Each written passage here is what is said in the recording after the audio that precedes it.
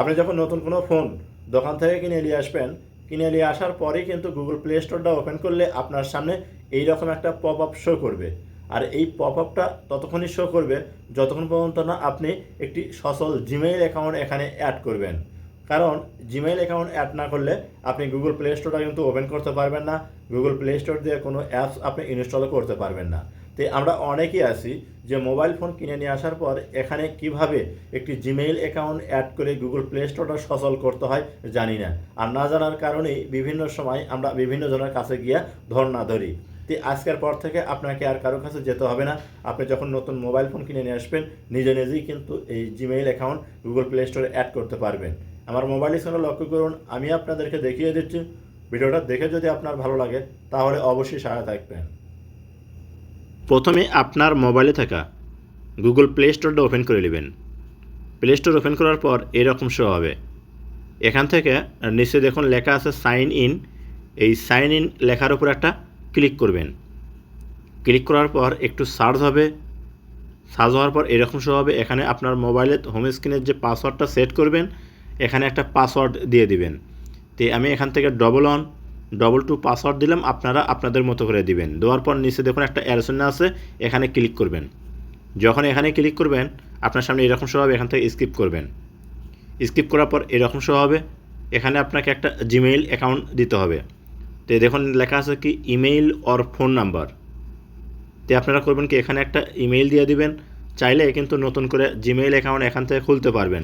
তো নিচে দেখুন লেখা আছে ক্রিয়েট অ্যাকাউন্ট। তো আপনার যদি পুরাতন জিমেইল না থাকে, নতুন জিমেইল কিন্তু এখান থেকে অ্যাকাউন্ট তৈরি করে দিতে পারবেন। তো আমার পুরাতন জিমেইল আমি সেট করব। এর কারণে এই যে ইমেইল আর ফোন নম্বর এই জায়গায় ক্লিক করে আপনারাও করবেন কি এখানে ক্লিক করে আপনার যে জিমেইল আছে আগের, সেই জিমেইল এখানে দিয়ে দিবেন। আমি আমার যে জিমেইল সেই জিমেইলটা দিয়ে দিলাম। জিমেইল দেওয়ার পর নিচে নেক্সট লেখা আছে, এখানে ক্লিক করতে হবে। তো এখানে ক্লিক করে দিবেন। ক্লিক করার পর আপনার সামনে এরকম শো হবে। এখানে আপনার জিমেইলের যে পাসওয়ার্ড আছে সেই পাসওয়ার্ডটা দিতে হবে। তো দেখুন এখানে আমার জিমেইলের পাসওয়ার্ডটা আমি দিয়ে দিলাম। আপনারাও আপনাদের জিমেইলের পাসওয়ার্ড দিবেন, দিয়ে নেক্সটে ক্লিক করে দিবেন। যখন নেক্সটে ক্লিক করে দিবেন আপনার সামনে এরকম শো হবে। এখান থেকে এগ্রি, এখানে ক্লিক করবেন। যখন এগ্রি ক্লিক করবেন দেখবেন আপনার সামনে এরকম শো হবে। এখান থেকে আপনি চাইলে একটা জিমেইল অ্যাড করতে পারেন। তো যাই হোক আমি জিমেইল অ্যাড করতেছি না, এখানে ক্যান্সেল, এখানে ক্লিক করে দিলাম, দিয়ে এটা কাটিয়ে দিলাম। তারপরে এরকম শো হবে। এখান থেকে পুনরায় করবেন কি স্কিপ, এখানে ক্লিক করবেন। এখানে যখনই আপনি ক্লিক করবেন দেখবেন আপনার সামনে একটু সার্চ হবে, এরকম শো হবে। চাইলে আপনি ব্যাকআপটা কিন্তু অন করতে পারেন। তাই আমি ব্যাকআপ অন করতেছি। তার জন্য যে টার্ন অন, আপনারা চাইলে ডন এখানে ক্লিক করে কিন্তু কাটিয়ে দিতে পারেন। ব্যাকআপ ক্লিক করার পর এলাও দিয়ে দিবেন। এলাও দেওয়ার পর আপনার সামনে এরকম শো হবে। এখান থেকে গেট স্টার্টেড, এখানে ক্লিক করবেন। এরকম শো হবে। এখান থেকে আপনি চাইলে পাসওয়ার্ড ইউজ করতে পারেন বা ফিঙ্গার ইউজ করতে পারেন। তে আমি কিন্তু ফিঙ্গার ইউজ করতেছি। আপনারা পাসওয়ার্ড বা ফিঙ্গার যেটাই হোক আপনারা করবেন কি সেট করে দিবেন। তে ফিঙ্গারের উপর ক্লিক করলাম। তারপরে এরকম শো হলে গো টু সেটিং, এই অপশনটার উপর ক্লিক করতে হবে। এখানে ওই যে আপনার যে প্রথমে পাসওয়ার্ডটা দিয়েছিলেন সেই পাসওয়ার্ডটা দিয়ে দিবেন, 1112। তারপরে এখান থেকে আবার করবেন কি অ্যারোসনত ক্লিক করবেন।